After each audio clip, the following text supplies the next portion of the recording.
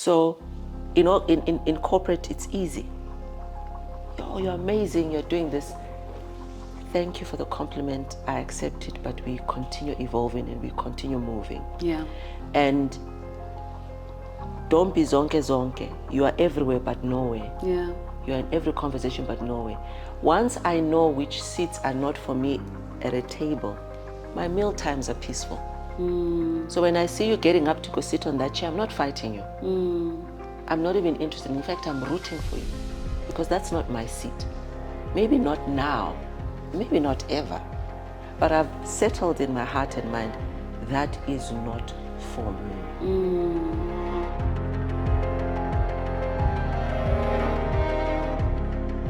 Hello, Agenda Women Tribe, and welcome to another episode of Working Smart and Living Well with myself, Nomdeni Mdaki. I'm really excited for you guys to meet my guest today. I've listened to everyone's request to have more corporate women on the couch, and the next guest is a dear friend of mine who I admire and respect so much. Thank you so much for agreeing to be part of this conversation. I'm so excited to be here, Nomdeni. How long have I known you now? Jeez, 5-6 years. That's insane. So what you guys don't know is actually Chipo was an MC at one of my events. At the time, we were still called Edits Talks before we were even Agenda Woman. Yes. And I remember meeting you and how everyone was raving about your voice.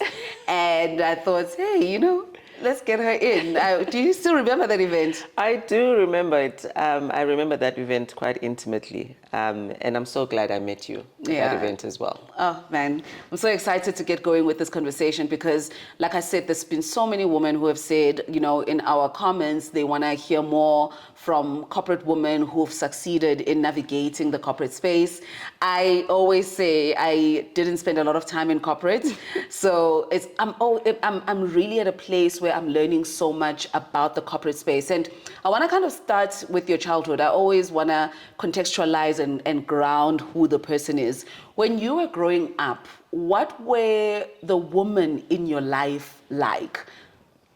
So I was raised, fortunately, around very strong women. My grandmother, my mother, my twin sister. So I've got an identical twin sister, and my other sisters around. And all those women held their own. All those women made decisions about their own lives. All those women consciously educated and mentored me to first and foremost understand who I am, understand my environment, and make sure I'm always in a position where I am making decisions about my future. My grandmother always, I remember when I turned 15, my grandmother said to me, start praying for your husband. I said, but how do you know I want to get married? And she said, pray anyway. Start telling God what you want, but also start telling God what kind of a life you want with that person and what kind of a life you want with your children. And I didn't know anything about marriage, life, besides what I heard and what I observed. My mother was a single mother, so she worked extremely hard. I didn't have the benefit of staying with my mother from a very young age. So I was raised by my grandmother and sisters around in an extremely competitive environment as well. Girls are naturally competitive, and because I'm a twin, I'm naturally competitive because there is somebody like me that's always by my side. So those are very formative memories or incidents in my life that have shaped who I am today, and I think hold me in good stead, particularly in corporate. Yeah, I'm listening to you and everything is starting to come together for me, you know, knowing how you've navigated the space and the areas in which you sit in now. How do you think these experiences that you had in your formative years have shaped how you show up as a woman holistically today, whether it is in your home environment or in the work environment? Show up as yourself. Show up as yourself. And the only way you can show up as yourself is because you know who you are. That's a big one. Not just your strengths, Nomdeni, but your weaknesses. That's a big one. We need to own every part of who we are. The other part I didn't share with you is I was born into a family of 21 children. My father was a polygamist. I am number 21 of 21. Wow. And I say known kids because in African culture, there could be many more that are unknown. And you can imagine they're vying for attention in the midst of 21 children. How you constantly have to make yourself known, make your voice heard, articulate what you want, articulate what you need, and being the youngest of the 21. Yeah. You always had to really, really fight your have way to, through the whole everything. Visibility. And when you get into corporate, I always say to people, the first thing you do when you get into a new organization, identify gatekeepers. And gatekeepers don't necessarily hold the biggest titles. Gatekeepers could be individuals that have been in the organization for a very long time. They could be controlling parts of the organization that you need to get your work done. And in most cases, yes, acknowledge those that have the bigger titles in the organization, identify people that will be your sponsors. Yeah. I cannot underrate the need for a sponsor. Yeah. Ideally, your boss must be your sponsor. Ideally. Never fight your boss. If you find yourself in a position where you are in contestation with your direct boss, you will lose. Your boss will win. That is just the reality. That is just the system. So if you find yourself in that position, find another job or move. Find another job or move. So you must have your sponsors and you must identify the gatekeepers. And every opportunity, particularly the first few engagements with those people, must be impactful, which means you must be ready. You must show that you are prepared. And even if you don't know it all, I always say, when you get into the space, particularly that I'm in, we call it innovation, technology, I can never know it all, and nobody can possibly know it all, right? You're only as good as your appetite to grow. Yeah, that's powerful. That's in our world. If I went on maternity leave today, the reality of the situation is I'll be behind when I come back, because that's the world I work in. Yeah. Right? So you must be prepared and you must always add value. I don't have to know it all, but I must add value. When I started the role that I'm in right now, I knew nothing about what I was asked to do. I had ideas. I had been exposed to the environment, but I did not understand the depth of what was required of me. And I remember saying to my boss, in 3 months, I'll be up and running. He said, minimum 6 months. And in my mind, I'm thinking, he doesn't know me. I'm a slayer of dragons. I've done 1, 2, 3, 4, 5 things. And 3 months in, I realized I'm nowhere near to where I should be. But it took a concerted effort in going deep in the space that I found myself in. There was no time for I don't like it. There was no time for it's unfair. There was no time for there's no people like me. There was no time for there's no one to hold my hand. Those were valid feelings, and those were real. But I had no time, and neither did I. I also didn't give those feelings space to limit me and my ability to do what I needed to do. So I used the skills I had before to make every day work for me. You've said so much, and it's so, geez, it's mind-boggling just how much self-awareness you have. And I'm going to go back a little bit, but I'll come back to this point of self-awareness, because I had the pleasure yesterday of sitting in a conversation that was curated by Covington, which is an international law firm. And I was mind blown by how amazing Black women are doing in corporate. But there are consistent, touch points that each one of them has created and explored in order to navigate the space. Before I go into all of that and those virtues, I want to step back and give people an idea of what it is that you do, but juxtapose that against, the environment that you grew up in and what you actually wanted to become when you were young. I can't imagine that you even knew the kind of job that you're doing existed at the time. So what is it that you wanted to be when you were young, and what is it that you do today? So let me start with what I wanted to be when I was young. I wanted to be a nun. Oh, wow. Wow. God knows why. I actually wanted to be a nun, and for years I studied nunnery, if we might call it that. I emulated it for years. In a family of girls, everyone was putting makeup and having fun, and I was just, I'm not doing it. I'm doing this, and I even wanted to. And I worked in an NGO. One of the first few jobs in my life was an NGO because I just wanted to save the world. Yeah. Right? So that's what I wanted to be. But what I do now, and the simplest way I can put it is, I'm a corporate venture builder. I'm a financial technology executive. What that basically means is I am gainfully employed to identify new revenue streams for the business. Every day I have to consistently think about how do we future-proof the business using financial technology. Financial technology, banking, and basically how to make money move. How do I make money move between me and you, between you and your business counterparts when you travel?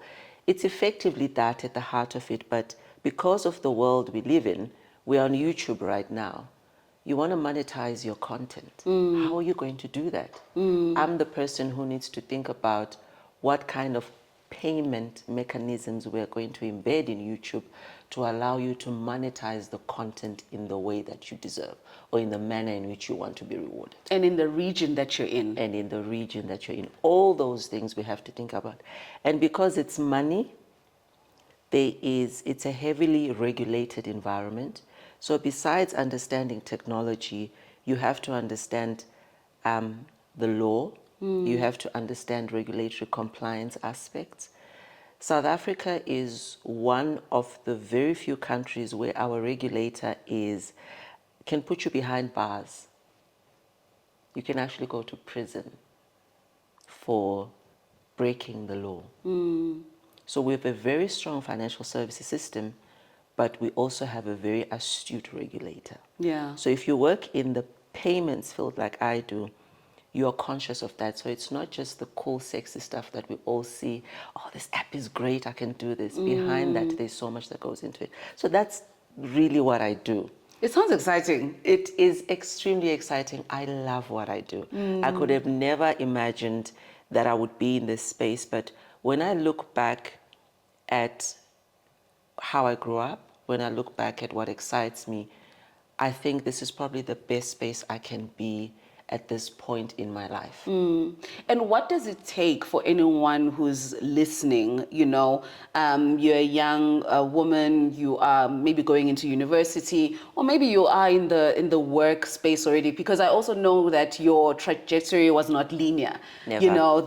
You did many other things before So you many. got here. So for someone who's interested in exploring fintech and the space that you work in, what are the key things that you would advise they need to kind of think about, exploring in the spaces that they're in right now? You have to be genuinely interested in technology. You have to be genuinely interested in innovation. And you have to have the appetite to understand the deep technical nuances or content around fintech, particularly payments. There's no other way around it. You're going into varsity, so right now I know that there's courses that are being offered at varsities for fintech, which is great. When we started, there was nothing. I studied psychology, for example, and I studied development studies. I didn't study anything remotely close to what I'm doing right now. So there are courses out there that you can do. There's circles or events and so many get-togethers that are being organized right now that focus on different aspects of fintech. Pick one. Start somewhere and navigate your way through it. And because the space is changing so much, nobody is an expert. And that's an opportunity in itself. That is the biggest opportunity that I discovered. Because it changes so much, I can wake up and be an expert 2 years from now. Yeah. It's possible. So I think we live in such a beautiful world. Yeah. Opportunities are everywhere. I have to tell you, regardless of the number of challenges that we have around the world, particularly in this country, I still feel very excited about what is possible for South Africans, Yes. particularly South African Black women. I think there is a lot that has been put in place to kind of create opportunity and space for South African Black women. It does not mean that the challenges and hurdles are not there. I think there is, for me as a South African Black woman who is particularly maybe not in corporate, I think the length and breadth of what I can become is so broad. When I think about some of the challenges that the rest of the continent faces, even in infrastructure, for instance, just infrastructure, that can create so many hurdles for people who want to succeed in those areas. And outside of being patriotic, right, I really do fundamentally believe in the opportunities that exist in this country for young Black women. I don't know how you feel about that, how you have interfaced with that kind of thinking, and what it has looked like, particularly in the fintech space. There's been a lot of maturity in terms of opportunities available for Black females in fintech. There isn't many Black females in fintech. There isn't enough females in fintech to begin with, regardless of color, regardless of age. We are not enough to fill the spaces that are available. And then when you begin to speak about Black female, it's a handful of us.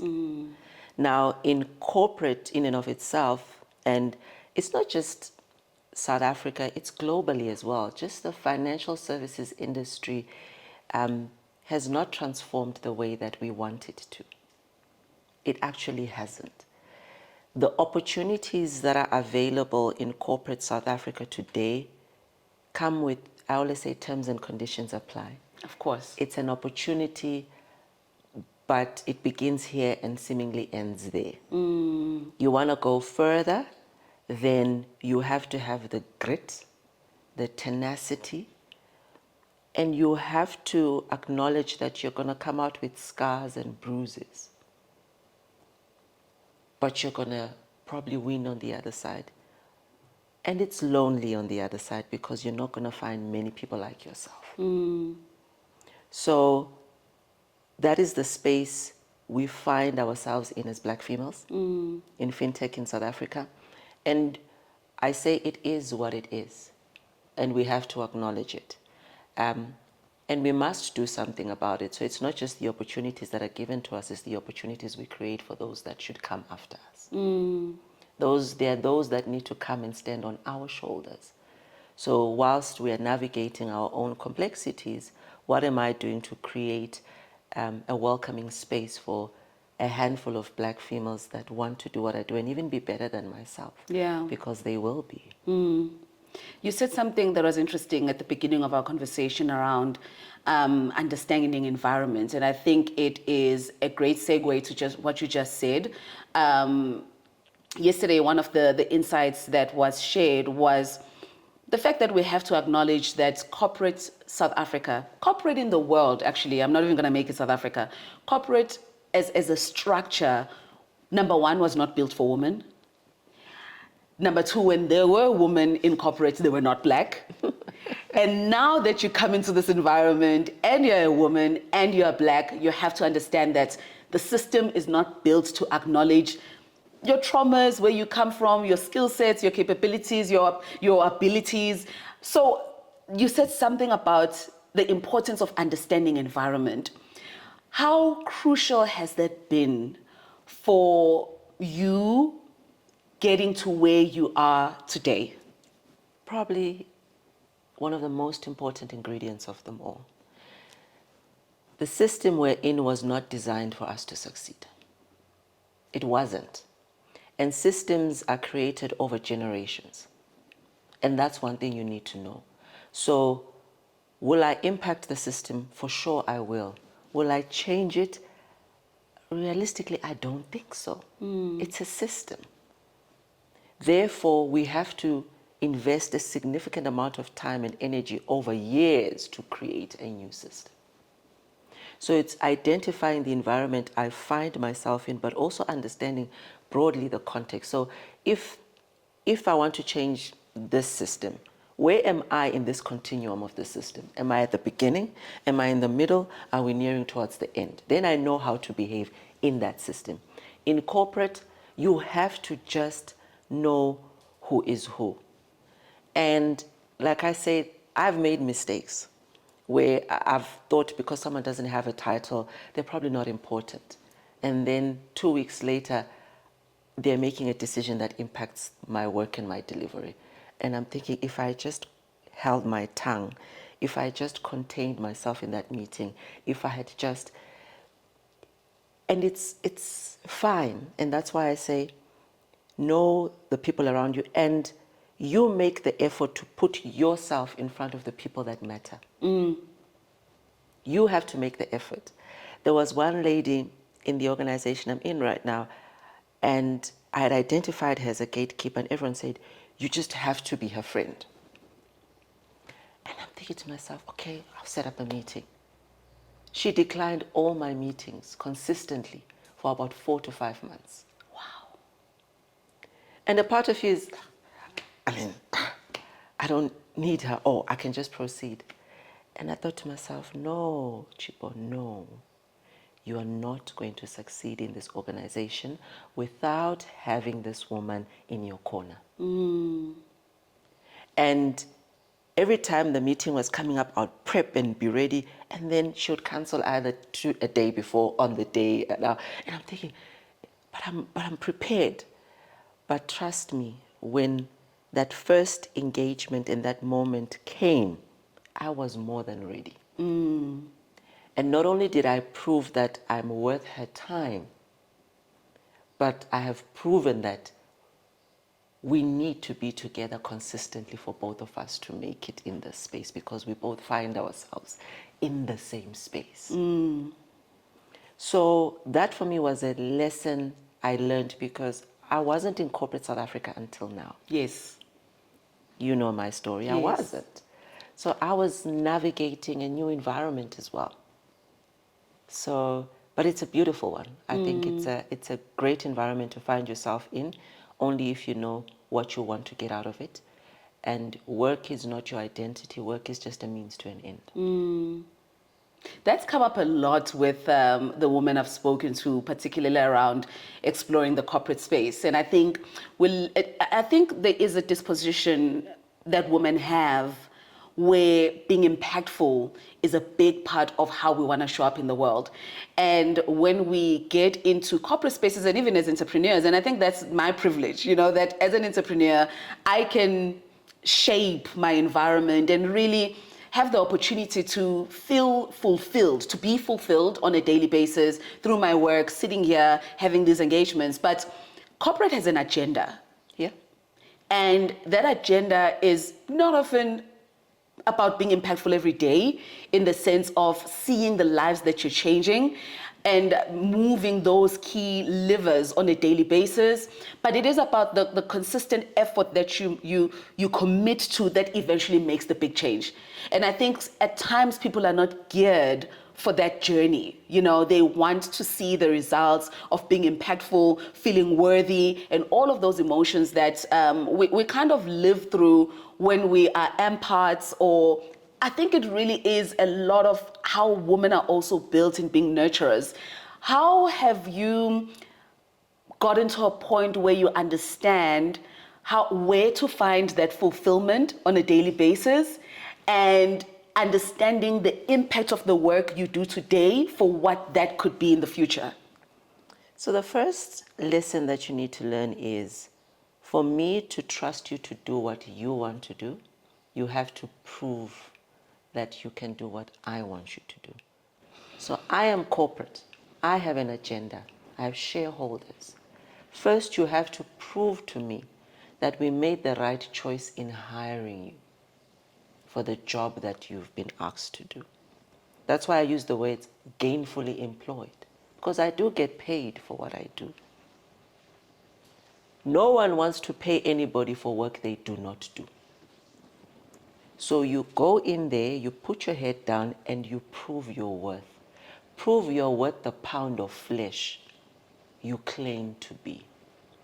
When you've proven yourself, then you are given space to articulate those parts of you that want to do better in society, particularly in the manner that you want to. Every organization, and I'm fortunate the organization I find myself in is really conscious about the environment, but I've got a way I want to do it. I've got a way I want to weave into my day-to-day work. I had to allow people to trust me by the delivery and by the results that I gave the business to say, I am worth it. I am capable of designing something new. I am capable of thinking outside the box. I am capable of bringing value beyond bottom line and grow the brand and continue building on a legacy that the organization has started to build up. But you have to prove yourself first, and it's hard work, Nondeni. I'm not going to lie, and I say this to the younger generation, you cannot get around hard work. There actually isn't. It doesn't matter what you see. We might come out and look like we're enjoying it. Trust me, I woke up in the middle of the night to think about today. I visualized myself sitting with you. I visualized the first words I'm going to say to you. And I did have a knot in my stomach because you have to be consistent in your delivery. Don't deliver at the beginning and then you relax. It's consistent. You are in the brand business. You have to be consistent. It's the same thing in corporate. You have to be consistent in your delivery. And corporate is interesting. The moment you put you release your foot off the accelerator, you get thrown out of the system very quickly. And you might think you're still part of the system, but you actually aren't. And you only realize when people don't invite you to contribute where decisions are being made, where decisions are being made that impact your life, and you're not at the table. That's when you realize, I'm no longer part of the inner circle, or I'm no longer part of those that make decisions. Yeah. And once you're in that position, it's either you have to get yourself back, or what people do in corporate, you get out, you jump into another corporate, and you reskin yourself. Yeah, yeah. It feels like a movie sometimes when I listen to just how people are navigating these corporate stories, because I think these corporate spaces, because I often think about the business that I'm building, and this free education that I'm getting when I have these conversations around key aspects I need to consider when I build, particularly for the demographic that I build for. When you think about your journey, even before you come into corporate, what do you believe were the key virtues that have helped you really get into the space and navigate it the way that you've navigated it? Because other people who come from entrepreneurial spaces struggle, right? But what I'm starting to understand is that it's not so much about the technicalities. Those you can learn. The technicalities you can perfect. You can go to school if you need to go to school. You can sit in conversations if you need to sit in conversations. But it seems to me that the core of succeeding has a lot to do with your virtues and your values. What do you believe has been the consistent virtues and values that you brought into the space that have helped you succeed? So I'll start with the source of those virtues and values for me as an individual, and that is God. I cannot underestimate who I am today, what I know today, being intrinsically linked to my spirituality and how I engage with God as my Father, how I engage with God as my Lord. To be able to be a person of integrity, and integrity means doing the right thing consistently, always, regardless of the situation. Like everybody else, I'm in the same environment where I can allow myself to get bribed. I can allow myself to sleep and say I'm sick and not show up for meetings. There's so many things I could do, but I do not allow myself to. It's not that I don't feel like it. I don't allow myself to because I have chosen an identity in God that grounds me and roots me. And because I value that as the source of my life, I will not allow myself to not be a person of integrity. I will not allow myself to not be trustworthy. I will not allow myself to be a dishonest person. You know, the Bible says, even if you must, when you deal with your bosses or anybody you, let's say, work for in this context, you have to be honest. And you have to work diligently as if unto the Lord. Doesn't matter whether I like my boss or not. But those are the principles that I get from the Bible. And when I extract those principles and I apply them in my life, in my day-to-day work, they translate to those simple virtues and values. Hardworking, consistency. And they're very simple ones. But I think if you hold them in good stead, those principles would carry you through every environment. They will carry you through every situation. They will allow you to have the emotional maturity to be able to understand this is how I show up, this is how I behave, this is what I need to do. To be able to say, I don't fit in there just yet. You know, corporate has got lots of characters. I always say you make the decision and then the decision makes you. I made the decision to accept the offer from this organization.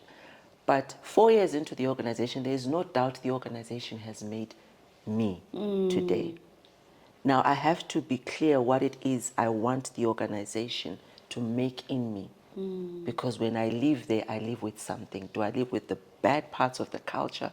Do I live with the good parts of the culture of that organization? So that decision makes me every day. And those are simple things that you just have to settle in your mind and settle in your heart as a person. Don't be everything to everyone all the time in corporate. You will get burnt out. That's why we have people that are fatigued, people that are burnt out, because you just don't know who you are. There's many opportunities out there, Nomdeni, and my spiritual father said this to me a few months ago, actually last month. He said, make sure you do not fall into the trap of fame. Fame is a trap. We don't realize it, and it's a very exciting trap. It's an enjoyable trap. Kumnandi lapho. At that particular destination, kumnandi. But it's a trap because you lose sight of what is meaningful. You lose sight of the things that should make you progress beyond that point. So, you know, in corporate, it's easy. Oh, you're amazing, you're doing this. Thank you for the compliment. I accept it, but we continue evolving and we continue moving. Yeah. And don't be zonke zonke. You are everywhere but nowhere. Yeah. You are in every conversation but nowhere. Once I know which seats are not for me at a table, my meal times are peaceful. So when I see you getting up to go sit on that chair, I'm not fighting you. I'm not even interested. In fact, I'm rooting for you because that's not my seat. Maybe not now, maybe not ever. But I've settled in my heart and mind, that is not for me. And when things are brought your way, you can say yes and no. Chipo, can you do this for us? I actually don't think I can do that for you. Or yes, I will do it for you. We don't know how to say yes and no in corporate anymore. I see it a lot. Yes, yes, yes, yes, yes. Corporate is like, you said it's got an agenda. It's like an animal that keeps sucking. So you have to just be like, okay, I'm not giving my blood to this one today. Not today. I'm not doing it. I'm going to save myself for that one. But it's navigation. It's just you have to be settled in you. I cannot use that word enough. You just have to be settled. You have to know who you are, Nomdeni. Yeah. I work in an organization of 35,000 people. It's my name. And we're all racing To the top. to the top. Do I want to be at the top? Which part of the top do I want to be in? At what point do I exit? Yeah. Those are crucial questions. Crucial questions. My previous role, I exited at a point and everyone was like, but you shouldn't have. But I had achieved what I wanted to achieve in that space. Yeah. And that was a cue, it's time to exit. Yeah. And that's the commitment I'd made to myself, and that's what God had shown me. To say, when we get here, we exit. And it was a good decision after all. There's something that keeps coming up as well every time I have these conversations, and it is the importance of clarity of vision and intentionality. So much. I think there's a lot that you can do, but without a vision, you'll find yourself doing everything. If you don't believe in anything, you will fall for everything. True. Earlier on in my journey and in my career, I faced some very difficult and dark moments. I was retrenched at some point. It wasn't a formal retrenchment, but I mean, in hindsight, it probably was. And I could never make decisions about my life, which means I could not plan, which means I couldn't be intentional. And I remember one lady said to me, Chipo, this thing has to end. Where you're always taken by surprise. Things are always happening to you. When will you make sure you're in a position of control where you make things happen? Yeah. No one must ever tell you when to leave an organization. You must tell them When you're leaving. when you are leaving. And that is intentionality. Chipo, when you think about having vision and intentionality and identifying gatekeepers, how important has sponsorship and mentorship been? Because gatekeepers are one thing, right? It's like, I know that person is going to be important when decisions are made. They might not be someone who's positioned to sponsor me, but when there's a conversation, I just need them to say something positive. Where else, when it comes to sponsorship, it's someone who intentionally goes into the room to speak on your behalf. When you think about navigating the environment, intentionality, clarity of vision, this piece where you're gonna need to have conversations with someone who says, hold on, and the same person who says, now you move. And a different relationship also with someone who potentially says, I'm gonna walk into that room and I'm gonna position you for the next move. You might not be ready, but we're gonna need to make the next move now. How has that played in how you've navigated your own success? So I haven't had much of that in fintech. And I haven't solved for it in my head. Why? Is it because those, let's say, females are so busy and bogged down with so much work they cannot lift their head to do other things? Or it's just not there. But I've had people within the corporate environment that have realized my value, realized my contribution, and will be the people that give me a call and say, this and this is happening. I'm sending it to you. Come, just be there, even if you're not going to say anything. Or I put your name forward for the following things. You should go, or decide whether you want to or not. Now, all those opportunities for me, I have taken with open arms. Because I realize that it's people that are putting themselves out there to remember me, but to also open something for me, whether they're doing it as, it's not structured mentorship, it's not even structured sponsorship. Yeah. But I want those very same people to repeat that action again. And the only way they can repeat that action is by how I acknowledge and receive the opportunity that they've given me. I received an SMS from one lady, and she said, there's this role in the organization. I've put your name forward. I think you'll do it. I know you can do it. I opened the job spec. My heart, I thought, it's a big role. Why? But I sat down and I said, put your best foot forward. Put your best foot forward. The fact that somebody can see that in you, is that not what you work so hard for? Is that not what you work hard for? So it's there.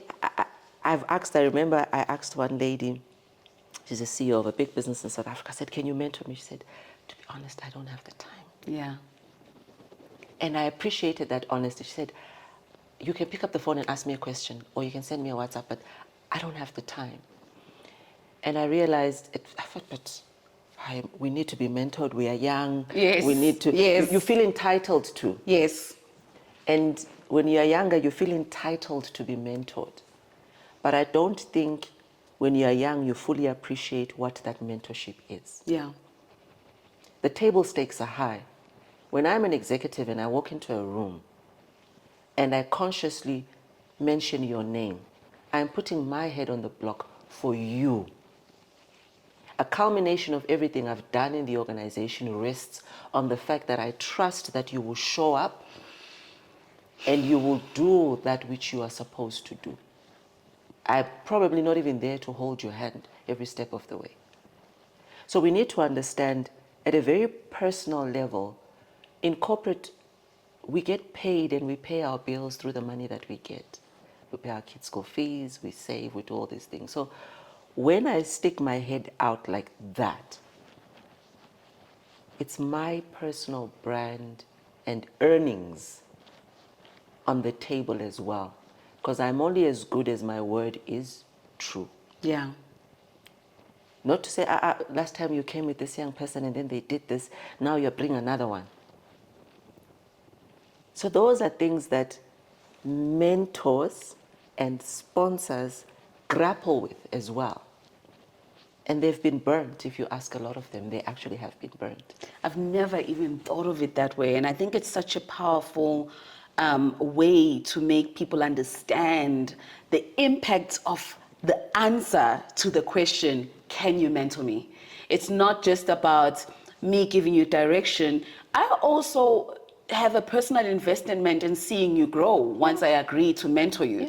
And that personal investment is not only outward facing, it also starts to impact the work that I'm doing inwardly to navigate my own success.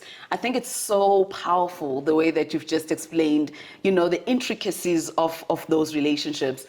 I literally can sit here and listen to you for hours because I think you have such a powerful manner in which you observe yourself. And I think that's important to kind of position it that way, that we need to start thinking about what is our relationship with how we see ourselves. I think a lot of people underestimate that and they navigate the world, at chance. And it goes back to, that whole idea of intentionality. Yeah. It doesn't only exist in how you show up for spaces, but it also exists in how you show up for yourself. Yeah. And I think more than anything, that has been the most powerful takeout for me in this conversation. And whilst we're at that point, I want to understand what you believe your superpower is. In the corporate? Anyway. I'll give you two. In corporate, my superpower is subtleness. I am comfortable with being the unknown in a room. I'm comfortable with saying the least in a meeting. I'm comfortable with people not understanding what I can truly do until I decide to truly do what I want to do. And it's great for the space I'm in because men are outward, men are boastful. Men size each other when they get into a meeting. How much have you made this month? And it's good for them, it works for them. But as a woman, I found that sometimes I just sit and I observe and I watch and I keep quiet. Ask me how much I'm making, and I will tell you. Before you are like, but how did you do it? I'm gone. Because you don't need to know how I do what I do. Be subtle. Be calm. The biggest trick for me in corporate is people not knowing what I can actually do. And I've had to learn, Nomdeni, to be so comfortable with that. Because I don't want the pressure of being pushed out into a space I am not ready for. Outside of that, my superpower is actually just being a person of principle. In my marriage, as a mother, as a sister, as a friend to you and everybody else, as a boss, just operate on principle. Principle outlasts everything, every rule, everything. Even when I do something wrong, you will acknowledge that she didn't mean it because I'm operating on the basis of principle. Finish and clear and a full stop. We end it there. What does living well mean to you?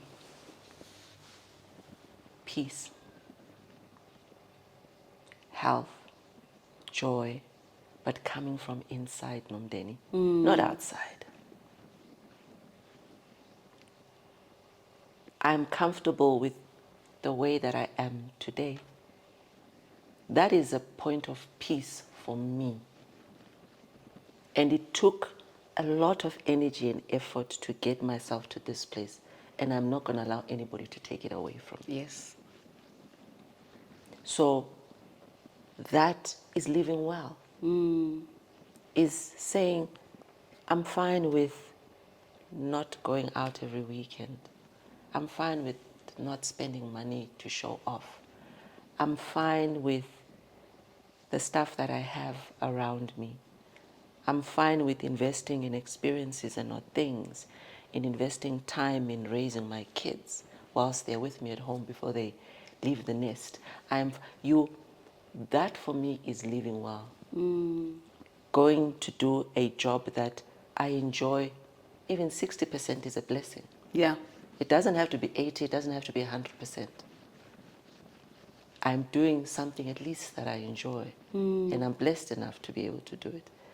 That is living well. It's in the simplest of things for me. It's in waking up and being able to jog and run, even after having COVID 3 times. Yeah. That is living well for me. So we must pause and just accept where we are, but be grateful for where we are. And how has working smart looked like for you? Working smart for me has been, I've put truths at the very start, and truths being, Chipo, you have to work hard. You probably have to work harder than a lot of your peers. And why do I say that is working smart for me? Because it gives me the results that I need. Working smart is not working less hours. Working smart is not being my own boss, for me at least. Working smart is saying, I'm going to be valuable in my work every single day. That for me is working smart. I've thoroughly enjoyed our conversation. It is definitely going to be one of those that I'm going to look back and listen to and actually take notes, because it sits so integrally at the agenda that I have for this platform, being able to expose personal stories of how people are navigating success, and not the perception of success, but true success, in their own terms, in their own way, whilst really staying rooted in values. I think we underestimate really the power of values and that's underpinning a lot of our decisions around how we navigate the world. So thank you so much for sharing so openly. It has been an amazing conversation for me. Thank you. Thank you. Thank you for watching today's episode. Make sure to switch on the notification bell, like, comment, and subscribe. You can also catch the full audio version of this podcast at 5 a.m. on Tuesday on all podcast platforms. Finally, if you want to be featured on our Instagram page or website, comment below with a nugget that was insightful for you in this conversation.